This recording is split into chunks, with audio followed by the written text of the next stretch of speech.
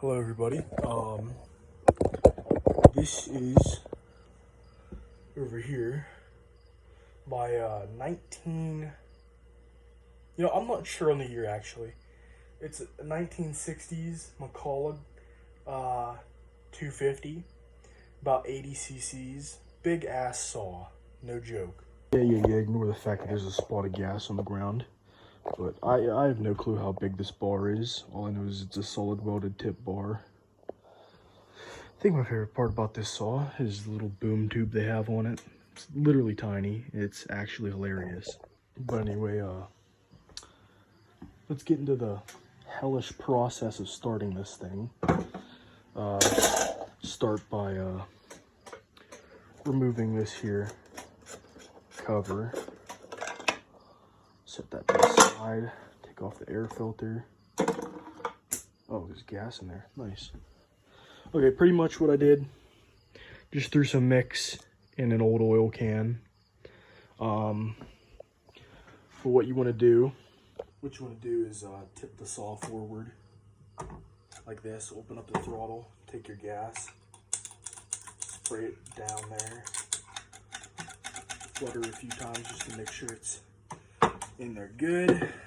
Usually that's all it takes for this saw to get it running fine, like a cold start. So we're gonna throw that cover back on.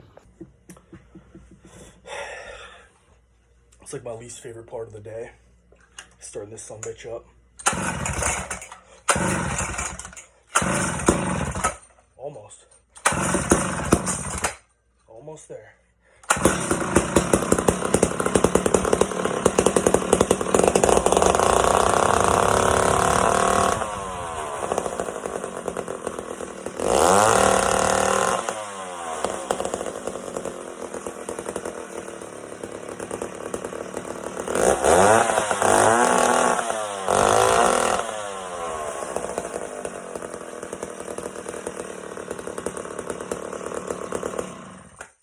If you can see that, but there's like a haze across my garage from all the smoke. Okay, as you've seen, she's a little smoky.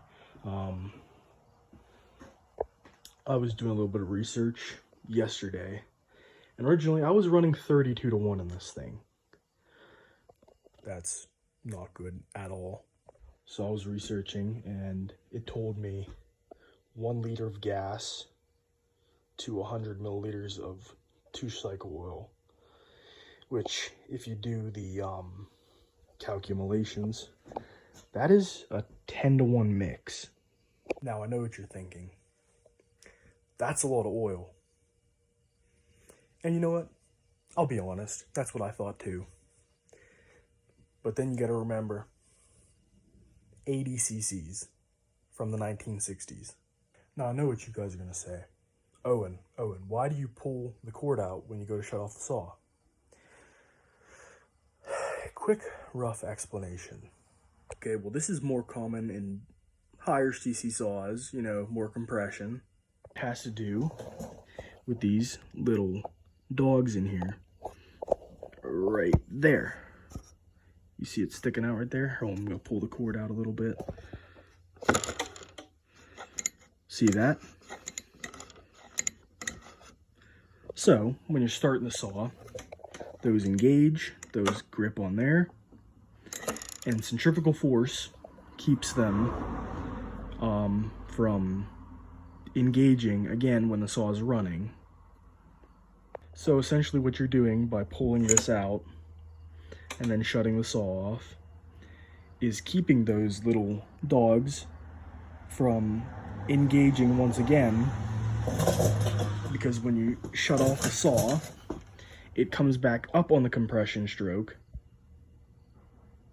but does not have enough to overcome it, so it backs back off, and it clanks on those dogs, and after a while they wear down, they break, they stop working. There's one last problem I have to overcome with this thing. I'm not sure where or why, but it is leaking gas pretty severely. I know the gaskets on these are cork gaskets, so they go bad pretty easily. But you know what? That's a job for another day.